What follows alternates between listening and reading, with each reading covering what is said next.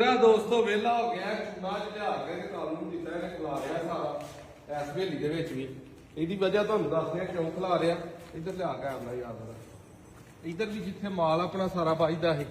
ਉੱਥੇ ਵੀ ਟੋਟਲ ਖਿਲਾ ਰਿਹਾ ਇਹ ਖੁਰਲੀ ਜਿਹੜੀ ਪੱਠਿਆਂ ਵਾਲੀ ਇਹਦੇ ਵਿੱਚ ਵੀ ਖਿਲਾਰਨਾ ਅੱਗੋਂ ਪਾਣੀ ਵਾਲੀ ਹੋਦੀ ਦੇ ਵਿੱਚ ਵੀ ਜਿਹੜਾ ਨਾ ਖਿਲਾਰਨਾ ਅਕਸਰ ਡੇਰਿਆਂ ਤੇ ਨਾ ਮੂੰਹ ਖੁਰ ਦੀ ਬਿਮਾਰੀ ਨਹੀਂ ਜਾਂਦੀ ਇੱਧਰ ਆ ਜਾ ਮੂੰਹ ਖੁਰ ਦੀ ਬਿਮਾਰੀ ਪਈ ਰਹਿੰਦੀ ਹੈ ਇੱਥੇ ਵੀ ਅਕਸਰ ਜਾਨਵਰ ਆਇਆ ਨੂੰ ਪਿੱਛੋਂ ਵੈਕਸੀਨ ਨਹੀਂ ਆਈ ਹੁੰਦੀ ਫੌਰੀ ਆਇਆ ਕਰਦੇ ਤੇ ਉਹਦਾ ਇਲਾਜ ਕੋਈ ਨਹੀਂ ਹੁੰਦਾ ਤੇ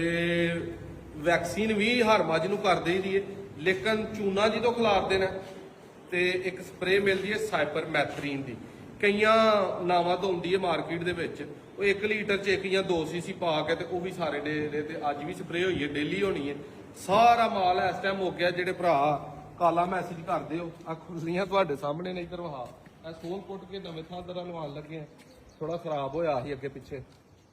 ਇਹ ਨਵੀਂ ਖੁਰਲੀ ਤੇ ਬਿਹਤਰੀਨ ਲੱਗ ਗਿਆ ਅੰਦਰ ਇੱਕ ਦੋ ਮੱਝ ਹੈ ਉਹ ਘਰ ਦੀ ਹੈ ਪਾਰਸਲ ਉਹ ਨਹੀਂ ਦੁੱਧ ਸ਼ੁੱਧ ਪੀਣ ਲਈ ਜਿਹੜਾ ਨਾ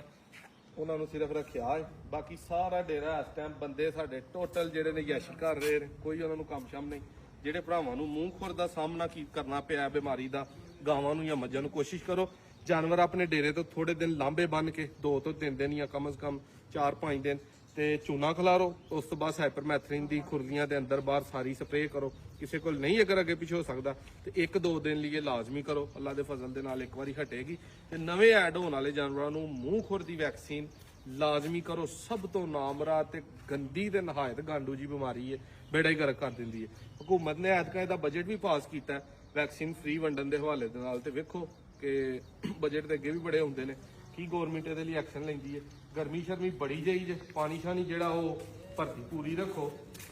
ਜਦੋਂ ਸੌਣ ਭਾਦਰੋਂ ਆਈਏ ਤੇ ਖੂਨ ਪਸੀਨਾ ਦੇ ਨੇ ਇੱਕ ਹੋਇਆ ਹੁੰਦਾ ਮਿਹਨਤ ਕਰੋ ਕੰਮ ਕਰੋ ਧੁੱਪੇ ਨਿਕਲੋ ਲੇਕਿਨ ਪਾਣੀ ਦੀ ਭਰਤੀ ਜਿਹੜੀ ਹੈ ਟਿਕਾ ਕੇ ਰੱਖੋ ਸਾਦੀ ਖੁਰਾਕ ਖਾਓ ਗੋਸ਼ਤ ਗਾਸ਼ਤ ਇਹ ਇਹਨਾਂ ਚੀਜ਼ਾਂ ਤੋਂ ਬਚੋ ਬਾਹਰ ਦੇ ਗੰਦ ਬਲਾ ਤੋਂ ਬਚੋ ਸਾਦੀ ਘਰ ਦੀ ਜਿਹੜੀ ਖੁਰਾਕ ਹੈ ਉਹ ਖਾਓ ਤੇ ਬਾਕੀ ਡੇਰਾ ਡੂਰਾ ਜਿਹੜਾ ਨਾ ਵਿਹਲਾ ਦੁਆ ਕਰੋ ਅੱਲਾਹ ਪਾਕ ਇਹਨੂੰ ਅੱਗੇ ਦੀ ਤਰ੍ਹਾਂ ਆਬਾਦ ਕਰੇ ਰੌਣਕਾਂ ਲੱਗੀਆਂ ਰਹਿਣ ਆਈ ਸਵੇਰੇ ਤਵਾਰ ਸੁਬਾਹ ਦੇ ਡੇਰੇ ਤੇ ਆ 10-15 ਭਰਾ ਹੋ ਕੇ ਖਾਲੀ ਵਾਪਸ ਗਏ ਨੇ ਮਿਲਣ ਦੀ ਨੀਅਤ ਤੇ ਜ਼ਰੂਰ ਆਈਓ ਲੇਕਿਨ ਖਰੀਦਦਾਰੀ ਦੇ ਹਵਾਲੇ ਦੇ ਨਾਲ ਜਿੱਦਣ ਮੱਝਾਂ ਗਾਵਾਂ ਲਿਆਵਾਂਗੇ ਤੁਹਾਨੂੰ ਇਨਸ਼ਾਅੱਲਾ ਵੀਡੀਓ ਲਾਵਾਂਗੇ ਮਾਰਕੀਟ ਕਾਫੀ ਡਾਊਨ ਹੋਈ ਹੈ ਤੇ ਹੁਣ ਅਸਲ ਖਰੀਦਦਾਰੀ ਕਰਾਂਗੇ ਤੇ ਫਿਰ ਤੁਹਾਨੂੰ ਬਿਹਤਰ ਦੱਸਾਂਗੇ ਕਿ ਲੱਖ ਹੋਈ ਹੈ 2 ਹੋਈ ਹੈ ਕਿ 1.5 ਹੋਈ ਹੈ